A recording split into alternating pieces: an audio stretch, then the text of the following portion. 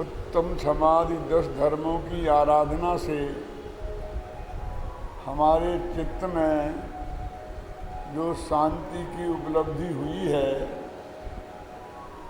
हमारे चित्त में जो क्षमा भाव पैदा हुआ है, मार्दव जैसी कोमलता पैदा हुई है, आर्जव जैसी सरलता आई है, शौच धर्म जैसी पवित्रता आई है, उन सभी धर्मों की आराधना के फल के स्वरूप हमारे चित्त में एक शांति की प्राप्ति हुई है। उसका वाणी में प्रस्तुत हो जाना, उसका नाम ही क्षमा वाणी है।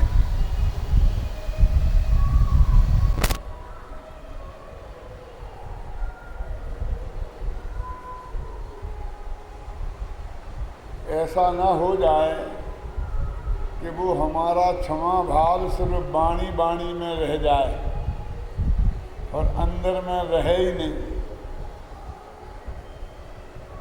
घड़े में यदि हम दूध भरें, पानी भरें, तो भले ही मुख में से डाला जाता है, लेकिन भरता नीचे से पेटा है, पेट भरता है। ऊपर से डाला जाता है, लेकिन वो घड़ा ऊपर से पहले नहीं भरता है, नीचे से भरता है। और उसके मुख में से पानी कब उबलता है? जब वो लबालब भर जाता है और उसके बाद भी हम पानी डालते रहें तो वो मुख से उबल पड़ता है। ऐसे ही ये जो निर्मल परिणाम हमारे 10 धर्मों की आराधना से 10 दिनों में अंदर डाले गए, वो हमारे गले तक आ गए, जैसे घड़े के गले तक आ जाते हैं, और वहाँ समाये नहीं, तो वाणी में प्रकट हो जाना, उसका नाम है क्षमा बणी। क्षमा वाणी, क्षमापना, मैंने 10 धर्मों की आराधना के फल के स्वरूप में जो उत्पन्न होती है। इसलिए अकेले इसे उत्तम क्षमा के रूप में मनाना ये सही नहीं है। ये तो 10 धर्मों की आराधना का समापन का पर्व है।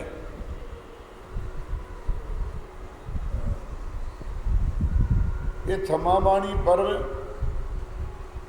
हम उत्साह से नहीं मनाते हों, ऐसी मेरी कोई शिकायत नहीं है, बल्कि मैं तो ये कहना चाहते हैं कि हम अति उत्साह से मनाते हैं। हर एक दूसरे से क्षमा याचना करते हैं, मिच्छामि दुक्कड़म बोल बोल के गले गले मिलते हैं। लेकिन किन से? जो हमारे मित्र हैं उनसे। अरे भाई, ये मित्रों का पर्व नहीं है, ये शत्रुओं का पर्व है, ये शत्रुता मेटने का पर्व है। जिनसे आपका कोई बैर विरोध है ही नहीं, जिनके प्रति आपने कोई अपराध किया ही नहीं है, और जिनने आपके प्रति अपराध किया ही नहीं है, उनसे क्षमा मांगने का क्या मतलब है? मात्र औपचारिकता के अलावा। और इस भाषा में कि जाने अनजाने में कोई गलती हो गई हो तो माफ कर देना, माने इसे पता नहीं है। क्यों? जो गलतियां हमें पता नहीं हैं उनकी तो हम माफ़ी मांगते हैं, लेकिन जो हमें बहुत स्पष्ट रूप से पता है, सारे मोहल्ले को पता है कि किसने किसके प्रति क्या किया और इनकी कितने दिन से बोलचाल बंद है, क्यों आना जाना बंद है, खाना पीना बंद है, ये उनसे नहीं मानते। बोलो, क्षमापना का, क्षमा मांगने का और क्षमा करने का अधिकार किनका है? जिनके प्रति बैर विरोध हो उनसे। इसलिए मैं कहता हूँ ये मित्रों का नहीं, शत्रुओं को मित्र बनाने का पर्व है। लेकिन हम ईमानदारी से छाती पर हाथ रखकर विचार करें कि हम हर एक से क्षमा मांगेंगे, करेंगे, लेकिन जिनसे मांगना चाहिए उनसे कौन कौन मांगेगा? ये पर्व मात्र औपचारिक बन के रह गया है। हम बहुत बढ़िया कार्डों पर छपे हुए बढ़िया बढ़िया मेटल बाजार से क्षमा वाणी कार्ड खरीद के लाएंगे। ज़्यादा बड़े लोग होंगे तो अपना नाम भी उसी में छपा लेंगे, क्यों? और हमारे घरों में एक लिस्ट होती है। जब हमारे यहाँ कोई शादी विवाह का कार्य होता है तो उनको निमंत्रण भेजते हैं, या कोई कभी मर जाता जी जाता है तब भी उनके लिए पत्र डालते हैं। वो बनी बनाई लिस्ट है, बाजार से छपा छपाया कार्ड आया है और मुनीम गुमास्तों ने उनके ऊपर एड्रेस लिख दिया है। यदि वो छपे छपाए एड्रेस मिल जाते तो हम वो भी तकलीफ नहीं उठाते। आजकल तो कंप्यूटर से निकाल कर नौकर लोग ही चिपका देते हैं, क्यों?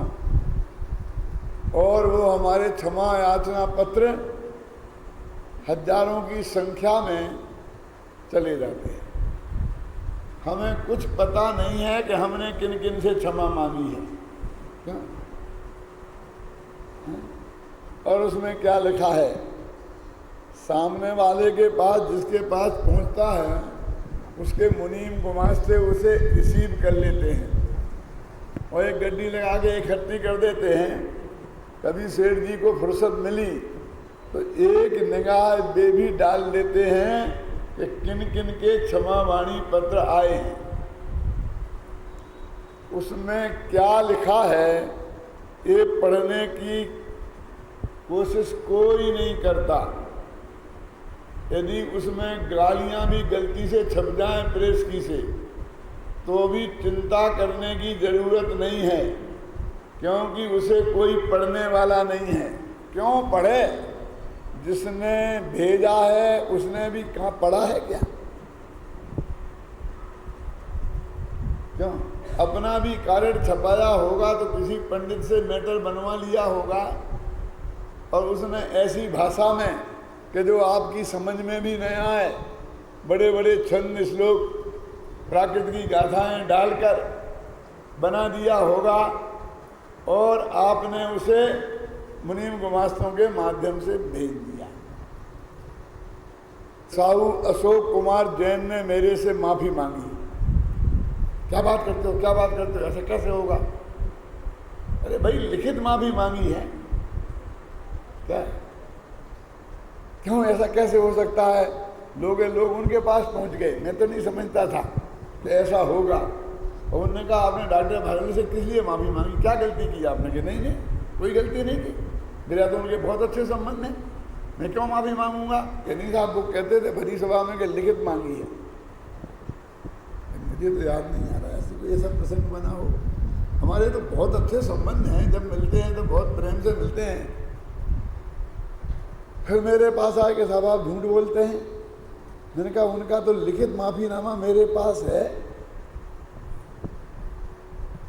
और जब मैंने उनका कार्ड निकाल के बताया अच्छा कार्ड आया था, और जब उनसे कहा गया कि अच्छा कार्ड तो हमारी लिस्ट में होगा ना उनका नाम।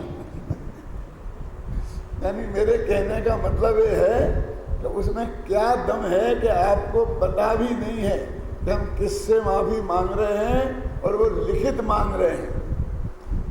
अभी उन्हीं व्यक्तियों से हम कहें कि आप लिखित माफी मांगो तो आप मांगने को तैयार होंगे? मेरे कहने का आशय ये है कि हमारी क्षमावाणी इतनी औपचारिक हो गई है कि इसका कोई अर्थ ही नहीं रह गया है। कितनी क्षमावाणियां बीत गई, लेकिन क्षमावाणी के पहले और क्षमावाणी के बाद आपके 2-4 शत्रु कम हुए हैं क्या? अपने मन में झांक कर देखो। यदि नहीं हुए हैं और हम वहीं के वहीं खड़े हैं तो क्या अर्थ हुआ इन कार्डों का? ये कार्ड बेचने वालों का, छापने वाले प्रेस वालों का और डाकघर का के अलावा किसका कल्याण हुआ है? उनसे बोलिए। और डाक खाने के लिए बोझ बन जाते हैं। कभी कभी तो दिवाली की इतना प्रेशर हो जाता है कि सामान्य डाक और डिस्टर्ब हो जाती है और उनके बांटने में ही दिक्कत हो जाती है। क्या करते हैं हम ऐसा करके? क्षमा वाणी का महापर्व बिल्कुल व्यक्तिगत चीज है, समझे ना? जो हमें अपने अपराधों का उल्लेख करते हुए मांगनी चाहिए कि साहब आप क्या गलती हो? आपने कोई गलती की नहीं कि नहीं साहब आपको नहीं पता, लेकिन मैंने आपकी कितनी बुराई की है मैं ही जानता। ख्याल में ना? और इसलिए मैं आपसे माफी मांगता हूं। ऐसी माफी आज तक किसी ने मांगी है?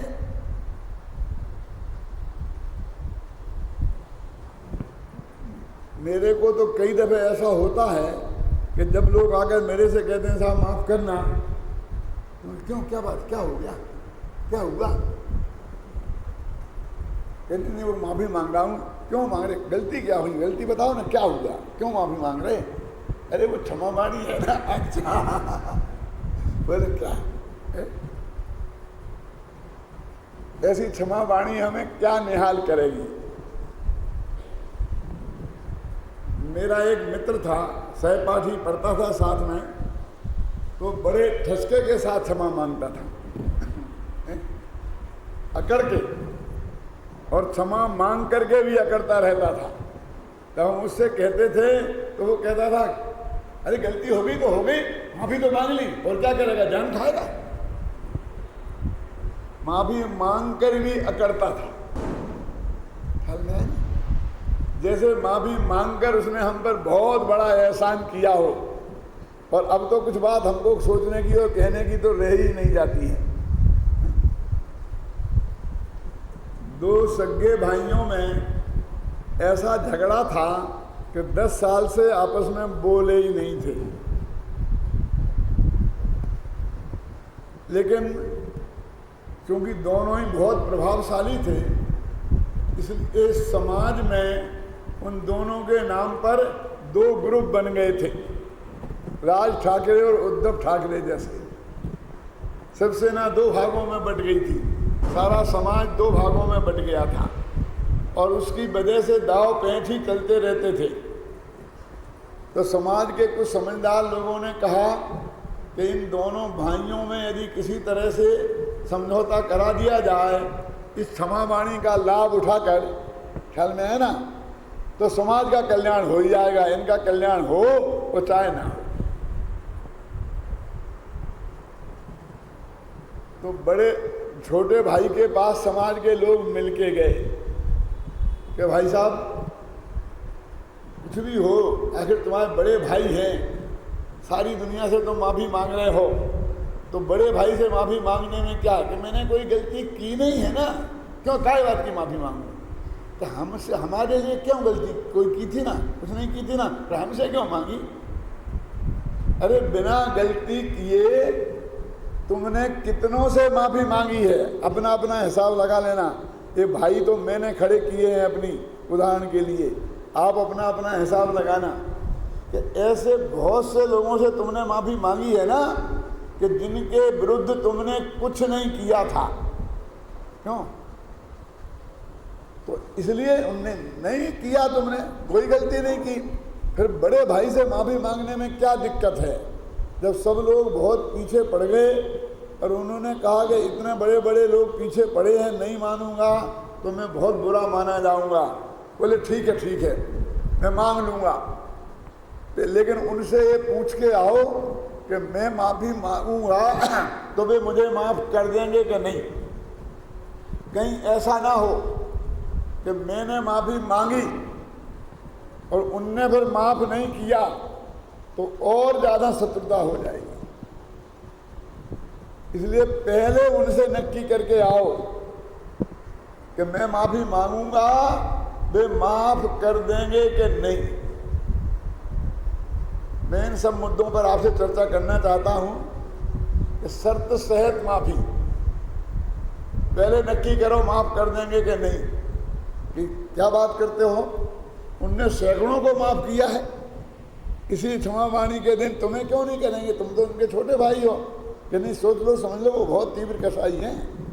अच्छा, खैर तुम तो मांगने को तैयार हो ना, बात पक्की के? हाँ पक्की।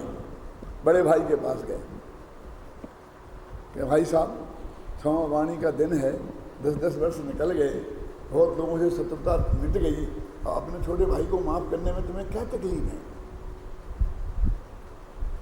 उसे भी माफ कर दो ना। उसने माफी मांगी है क्या? मैं नहीं मांगे कर दूं? कि हम कह रहे हैं ना, तो तुम्हें माफ कर दूं, मुझे क्यों कर दूं? मैं इन एंगल्स पे आपसे भी चर्चा करने वाला हूं, इसलिए भी एंगल उभार रहा हूं। क्या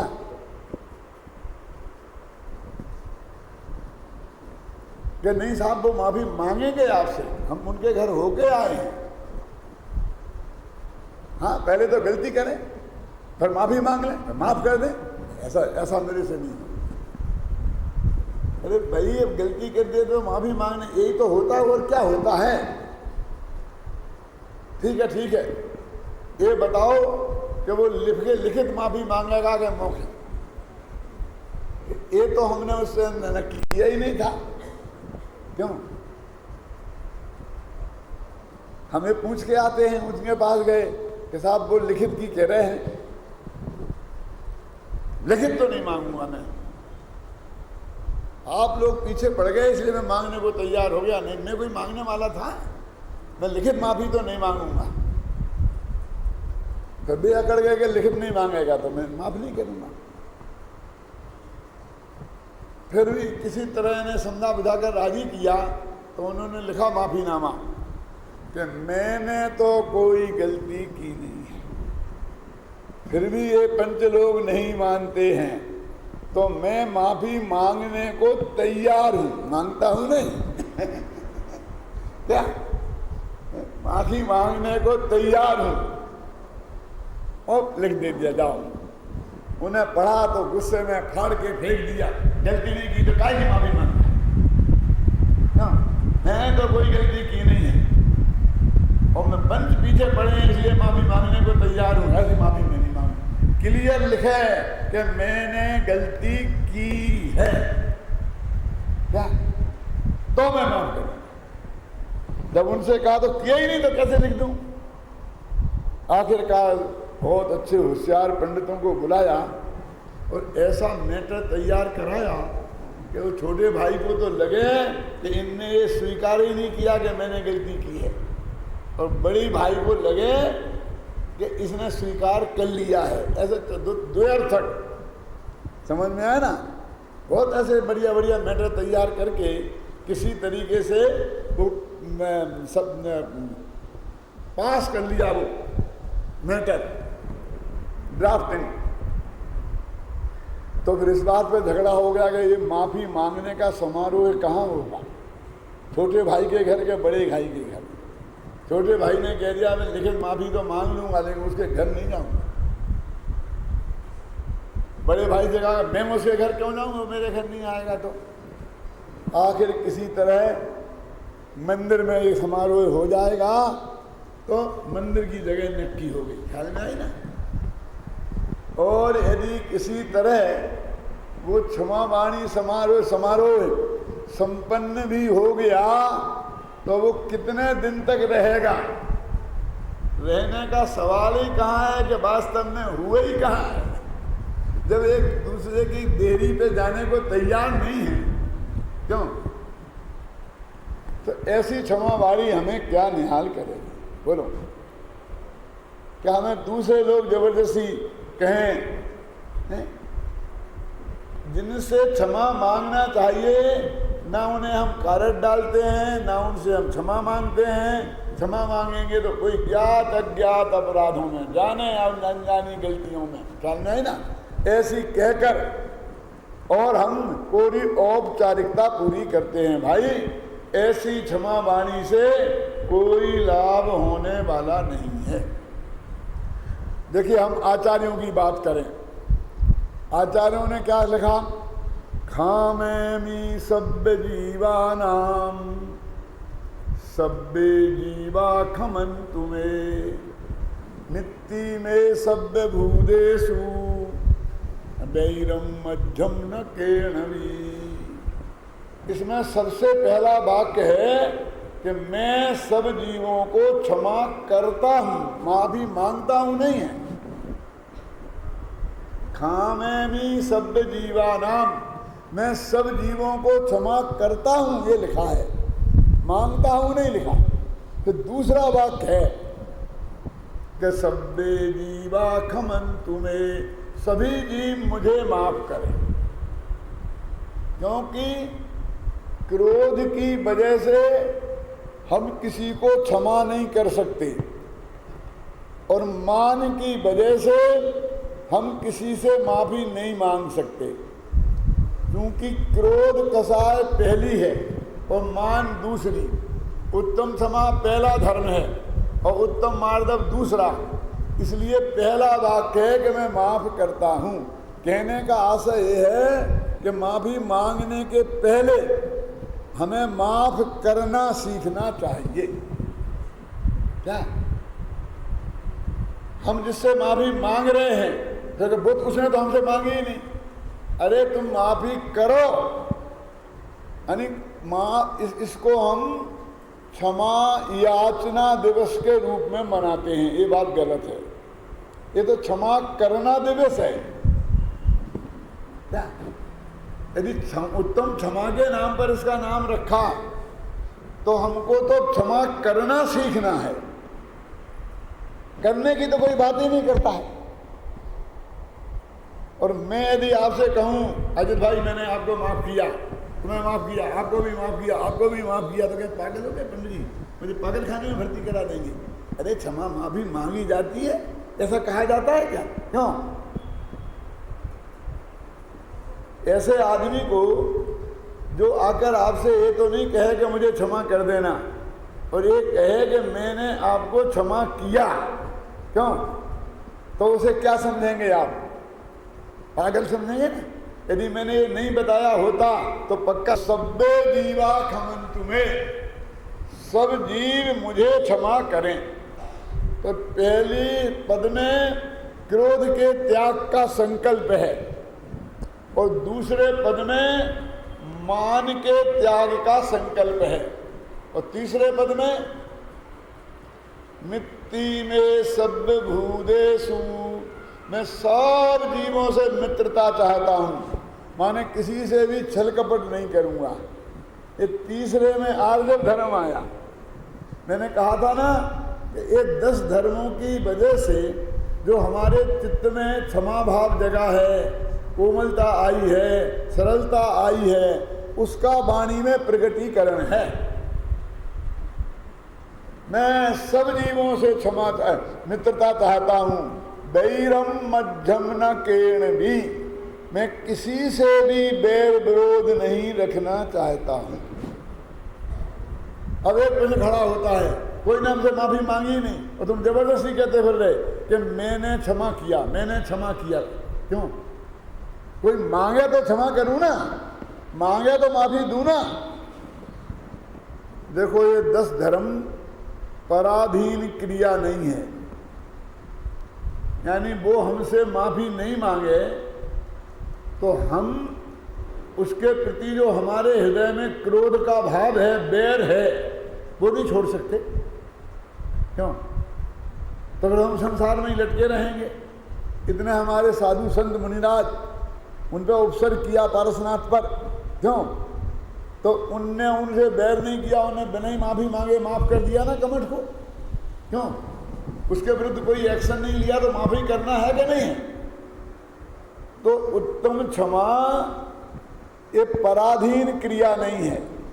जो ऐसा मानते हैं कि सामने वाला माफी मांगे तब हम माफ करेंगे, तो वो उसने क्षमा धर्म को पराधीन क्रिया मानी। मैं अपने क्रोध का त्याग तुम्हारे अधीन है, मैं नहीं कर सकता हूँ। और मैं कहता हूँ कि मैं माफ़ी मांगता हूँ, ऐसा कह के मैंने अपने मान कसाय को त्यागा है कि सामने वाले माफ़ी नहीं करेगा तो अरे वो उसे कसाय रखना है तो रखे, उसका सुख दुख उसे होगा।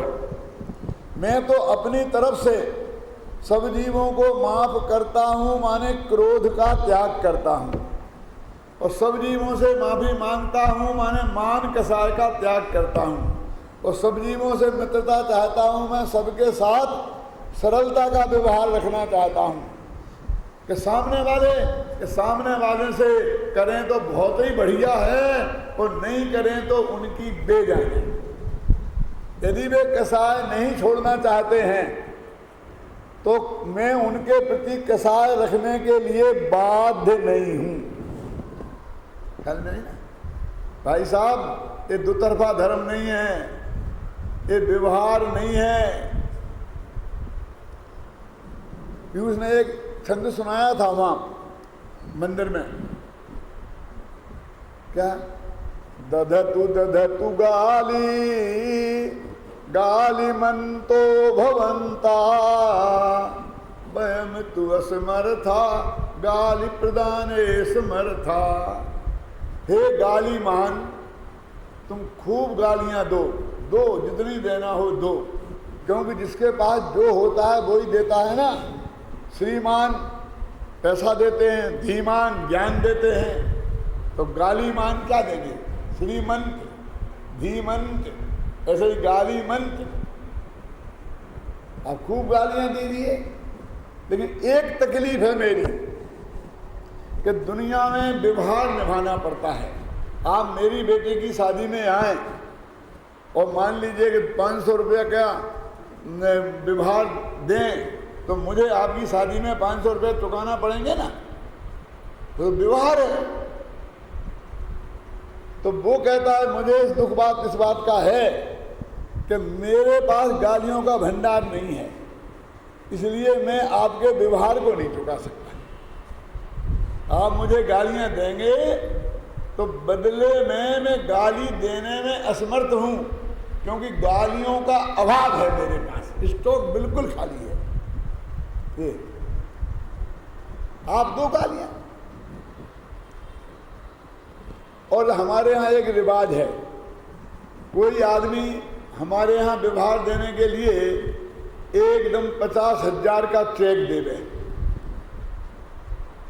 तो हम कहते भैया हम नहीं लेंगे, 100 रुपया दे दो हम ले लेंगे, हम आपका 50,000 रुपया नहीं लेंगे। क्यों साहब? क्योंकि हमारी ये हैसियत नहीं है कि जब तुम्हारे यहाँ काम हो तो वो 50,000 हम चुकाएं, ये हमारी हैसियत नहीं है, तो हम ये व्यवहार स्वीकार नहीं करेंगे। हम जितना चुका सकते हैं उतना ही स्वीकार करेंगे ना। तो फिर क्या होता है, वो जो आप चेक बना के लाए हैं और हम स्वीकार नहीं करें तो क्या होगा? क्यों? वो पैसा आपके ही खाते में रहेगा ना। अब चेक हम डालेंगे नहीं हमारे नाम का उसमें, तो पैसा तो आपके ही पास रहेगा ना। तो आपने हमें गाली दी है, और चूंकि हम वो व्यवहार निभा नहीं सकते, इसलिए हम बदले में गाली दे नहीं सकते, तो हम आपका चेक अस्वीकार करते हैं। तो वे गालियाँ कहाँ जाएंगी लौट के? मनी ऑर्डर हम नहीं लें तो मनी ऑर्डर लौट के मनी ऑर्डर भेजने वाले के पास जाता है कि नहीं?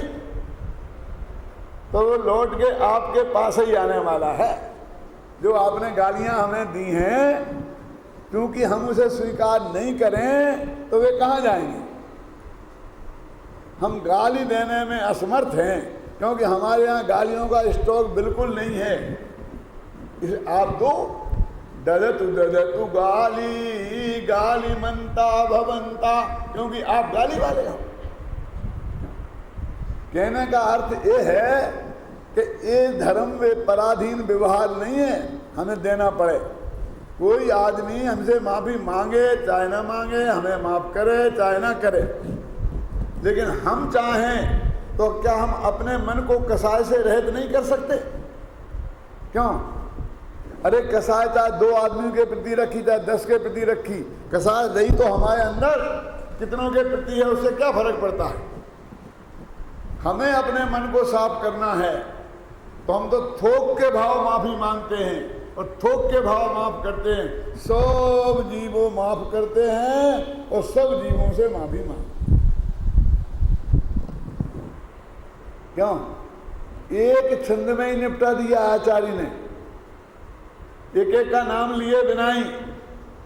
और एक और बात कहता हूं, उनने ये नहीं लिखा कि मैं सब जैनियों से माफी मांगता हूं, ये नहीं लिखा कि मैं सब मनुष्यों से माफी मांगता हूं, ये नहीं लिखा कि मैं सब शत्रुओं से माफी मांगता हूं। क्या लिखा? सब जीवों से माफी मांगता हूं और सब जीवों को माफ करता हूं। ये कितनी उदारता है, ये जैन दर्शन की उदारता है। आप कहेंगे कि सब्जी माने मक्खी मच्छर, उनसे भी माफी मांगी। हम तो कहते इतने छोटे आदमी से माफी मांगी, आचार्य तो मक्खी मच्छर से भी माफी मांग रहे। क्या जरूरत है मक्खी मच्छर से माफी मांगने की? उनके विरुद्ध क्या हमने कम अपराध किए हैं? क्यों? जैसा षड्यंत्र हमने उनके विरुद्ध किया वैसा किसके विरुद्ध किया? यदि हम भाग्य से म्यूनिसिपैलिटी के अध्यक्ष बन जाएं, आजकल मच्छर बहुत हो गए हैं, सारे शहर में डीडीटी छिड़का दो। क्यों? एक मच्छर ने आपको क्या काटा, आपने उस मच्छर को नहीं मारा, उसे भी छोड़ते तो नहीं है, फट लगाते हैं। बेचारे ने आधा बूंद खून पिया होगा मुश्किल से, और हम अपना वापस निकाल लेते हैं, उसकी जान निकाल लेते हैं। एक ककड़ी के चोर को कटार मारना जैसा नहीं है? क्यों? फिर यहीं तक कहाँ रुकते हैं? आजकल बहुत मच्छर हो गए, घर में डीडीटी छिड़का दो, एक घर में मच्छर नहीं बचना चाहिए। नगर में छिड़का, पूरे नगर में, बड़ौदा में छिड़का दो, अकेले मच्छर ही मरेंगे वो डीडीटी से, और कीड़े मकोड़े नहीं मरेंगे। क्यों? तुमको एक मच्छर ने क्या काटा? तुमने अनंत जीवों को हत्या एक साथ कर दी। और यदि दुर्भाग्य से तुम गुजरात के मुख्यमंत्री होते तो दुर्भाग्य से, हाँ, तो पूरे गुजरात में से एक मच्छर जिंदा नहीं बचने देते और बड़े धौत से कहते कि गुजरात में कोई मलेरिया का आदमी नहीं मिलेगा, और कल आएगा तो उसे 1000 रुपए का इनाम। क्या? जब प्लेग पड़ी थी ना, कितने चूहे मरवा दिए थे पैसा दे दे के गवर्नमेंट ने। तुम्हारे यहाँ सूरत में, यहाँ सब जगह हुआ था कि नहीं? क्यों? तुमने उनके प्रति कम अपराध किया है, और महादुर्भाग्य से प्रधानमंत्री होते तो पूरे हिंदुस्तान में एक मच्छर को नहीं बचने देते। क्यों? कहा था ना, राम लक्ष्मण से कह रहे थे कि देखो तो लक्ष्मण, बगुला कैसा ध्यान लगा के बैठा है, एकदम एक पांव से खड़ा था, एकदम टकटकी लगा के, जैसे सिंगमरमर का बगला हो। ये जिंदा है पता ही नहीं लगता था, हिलता नहीं था। तो राम ने बहुत प्रशंसा की, तो मछलियों ने सुन ली। क्या? उन्होंने कहा बस लक्ष्मण चंपायाम, हे लक्ष्मण तू चंपा नाम के तालाब में देख, बगुला कैसा ध्यान लगा के खड़ा है।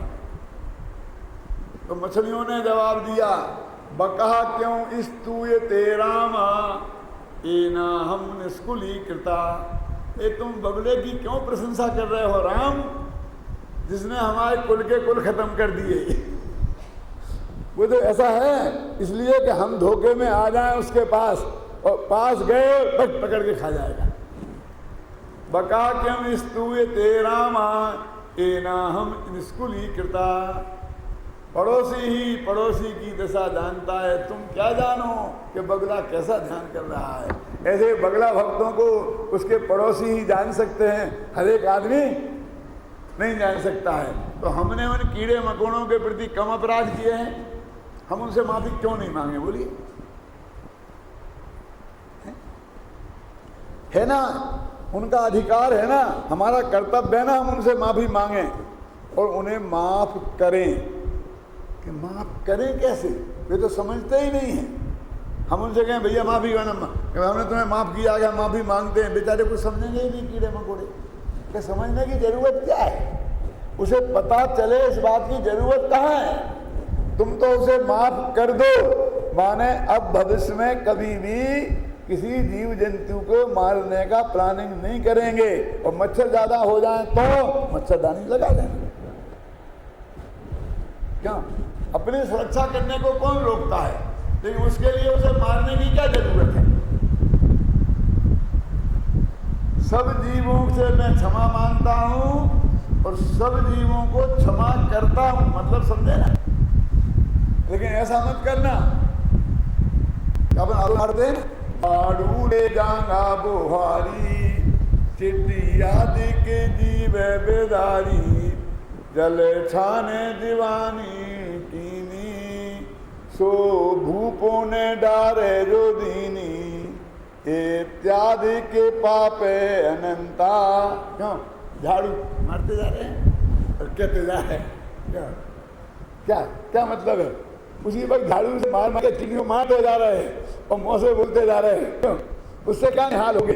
कल से आंख देख के सावधान पूर्वक करना, चिड़ियां हो गई हो तो कहे बाहर रख देना, सब उधर चले आएंगे ढंग से सभी। क्यों क्षमा करना है, समझा। एक आदमी से कहा, हमने एक गाल पे था मारा और फिर कहा ऐसा माफ कर देना, उसने कहा अच्छा जाओ माफ किया, दूसरे दे दें। क्यों, माफी की क्या कीमत है। तब तक भविष्य में उस प्रकार के अपराधों को नहीं करने की हम प्रतिज्ञा ना करें, ना सही प्रतिज्ञा संकल्प है, ना सही संकल्प, प्रयत्न तो करें, सोचें तो अर्थ ये है द्वारा ऐसी उसी गति की माफी मांगते जाना, निरंतर उसी गति को डरे जाना, उस क्षमा वाणी का क्या मतलब बताइए। मैं तो गुरु ने तो इससे आगे की, वो कह रहे हैं इस जीव ने पर जीवों को तो अनंत बार माफ किया और उनसे तो अनंत बार माफी मांगी, लेकिन अपने आत्मा को आज तक माफ नहीं किया और न उससे माफी मांगी। आत्मा को भी मानना पड़ा और माफी मांगनी पड़ती है। क्यों भाई साहब, क्यों तुमने अपने इस हमारे प्रतिज्ञा की है, 3 लोग के नाम की क्या पता कर दी, चाय बना नहीं, बीड़ी बना नहीं, क्यों ये 3 लोग के नाम की ऐसी दशा करके है, आज तक सुध नहीं ली। एक बड़ा अपराध है और माफ करना है, उसकी तरफ नजर उठा के देखना। देखो सुना ना,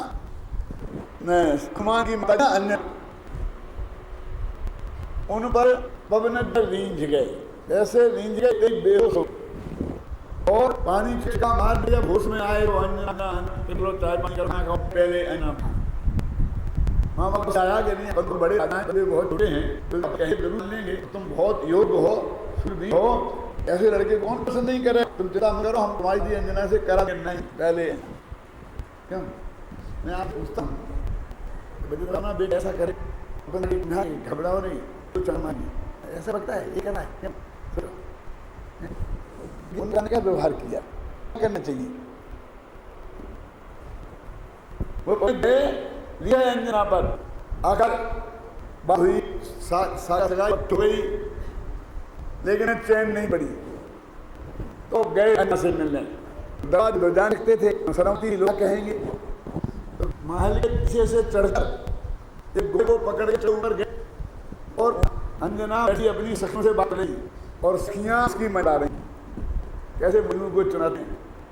देखते ही देव से अरे इसे अच्छा तो बनारस का राजकुमार था, इससे था तो फल जगह का था क्या। अब वो क्या जवाब देती सब तो चुप, तो बहुत किस बात पर कि जवाब क्यों नहीं देती, एक ऐसे हैं वैसे हैं, और एक अब मैं ऐसे शादी नहीं कर।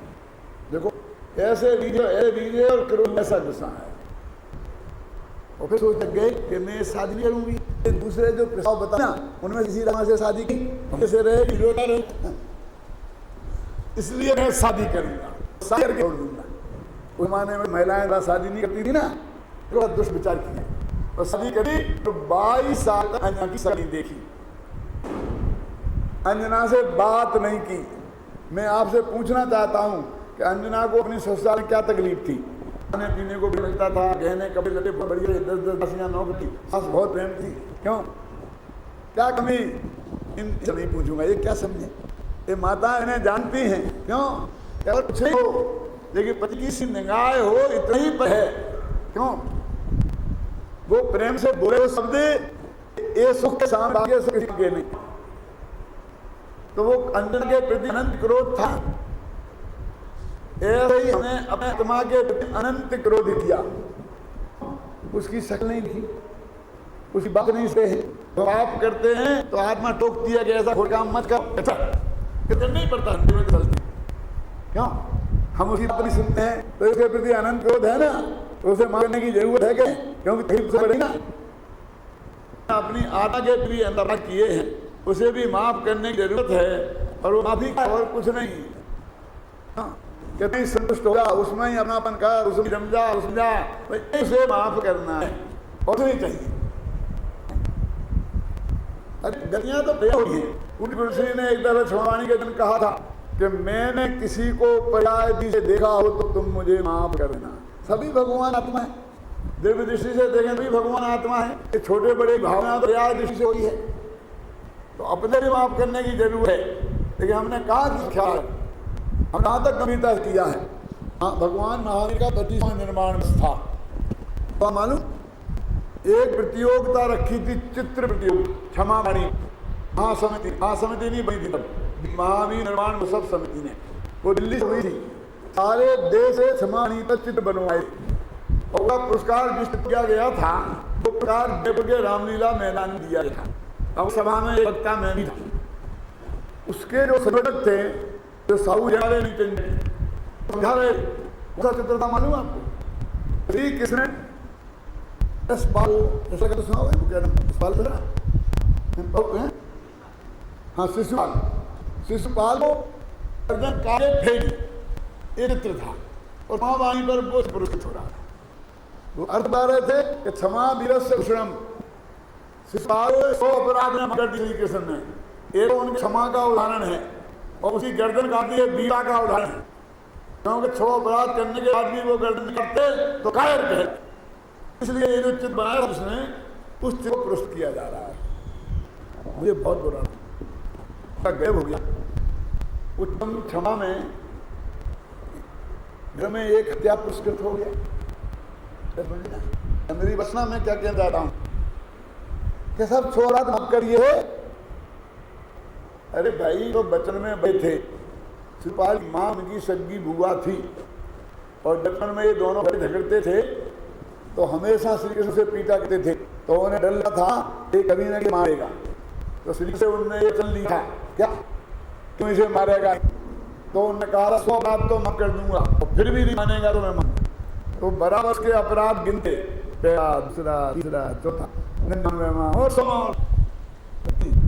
यदि ने पहला अपराध माफ कर दिया था तो दूसरा अपराध पहला कहलाता, दूसरा बोलो माफ करने के बाद कोई अपराध दूसरा हो नहीं सकता। तो बराबर करते हुए समझ गए ना, कहता 100 गाने फिर में मैं पूछता हूं कि क्षमावाणी के लिए सबरिया वो चित्र नहीं हो सकता था। नेत्र महल मसाने कंचन आचंदन तुतिकरण अर्घावितारण अष्टहारण में दास में धारण। क्यों, अरे तलवार चढ़ाए, दोनों की क्षमता रखे, उत्तम क्षमा का ये सर्वोत्कृष्ट नमूना है ना जो हमारे संतों में हुआ है। छेड़ा महीनों का है ना, वो भी भगवनाथ कि जब उत्सर किया, पत्थर बरसाए, धने में रखा किया, तो उनने कमठ पे क्रोध नहीं किया, द्वेष नहीं किया, और उनसे राग नहीं किया, तो मूर्ति में विरागी हो गए। श्रीरामपुरों में एक बड़े छंद आता है, कथे धर्म थे सुतम कर्म कुर्वती प्रभुतुल्या मनोवृत्ति पार्थनाथा नमोस्ते।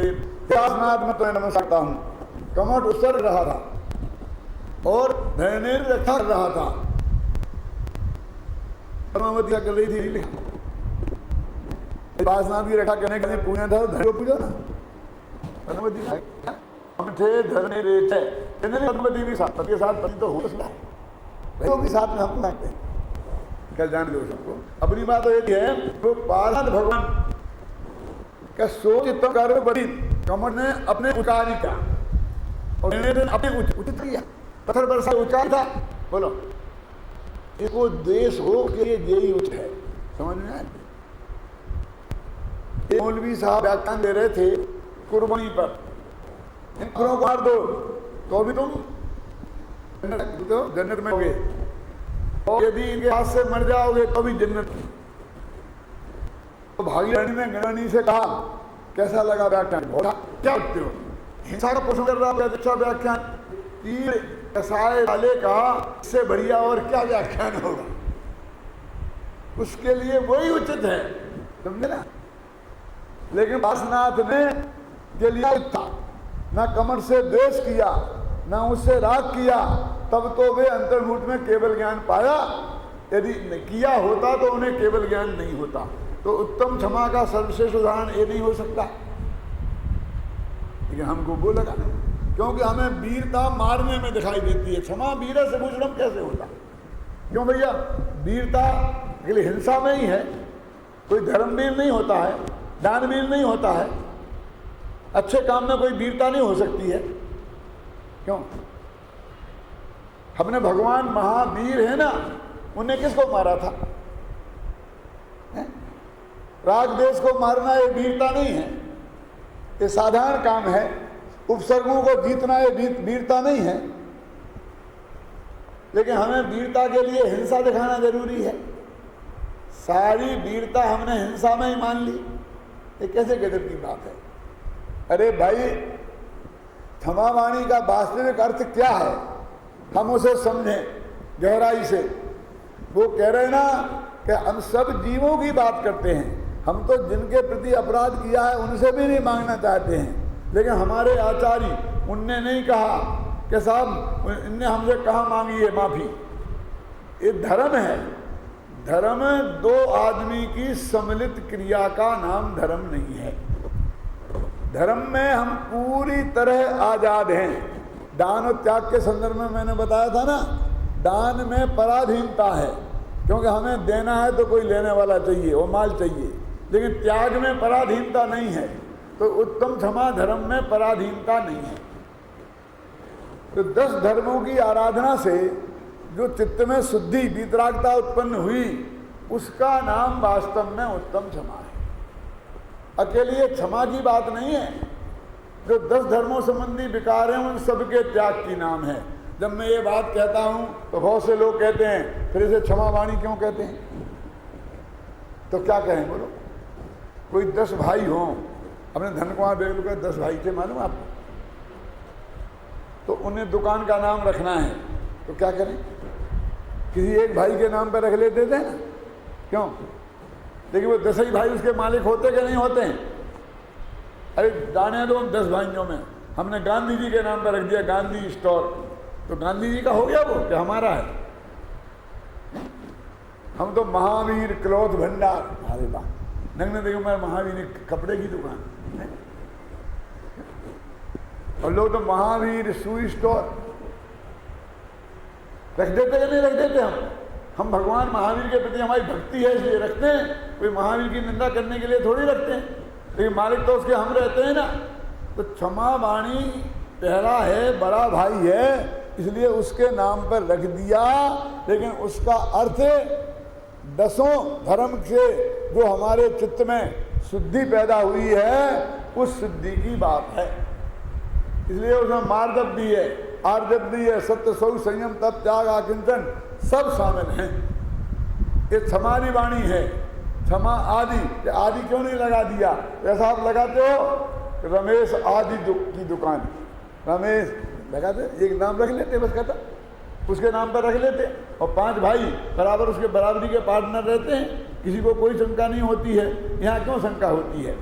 तो 10 धर्मों की आराधना से जो विशुद्धि हमारे चित्त में उत्पन्न हुई है, उस विशुद्धि को प्रकट करना, वाणी में लाना, लाए तो ठीक और ना लाए तो भी चलेगा।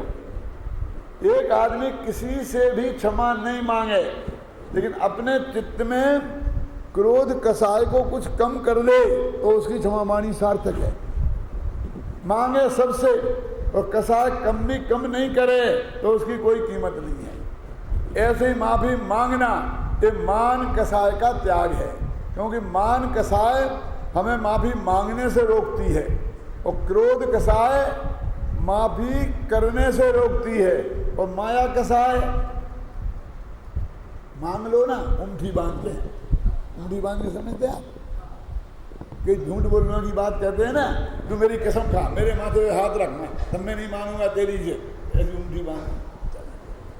क्यों भाई, मैं तो उंठी बांध ली थी। इसका नाम है मायाचार, कि भाई तुम्हारे चित्त में सचमुच क्रोध कम हुआ हो, बैर कम हुआ हो तो वाणी से मांगो, ये सरलता की बात है।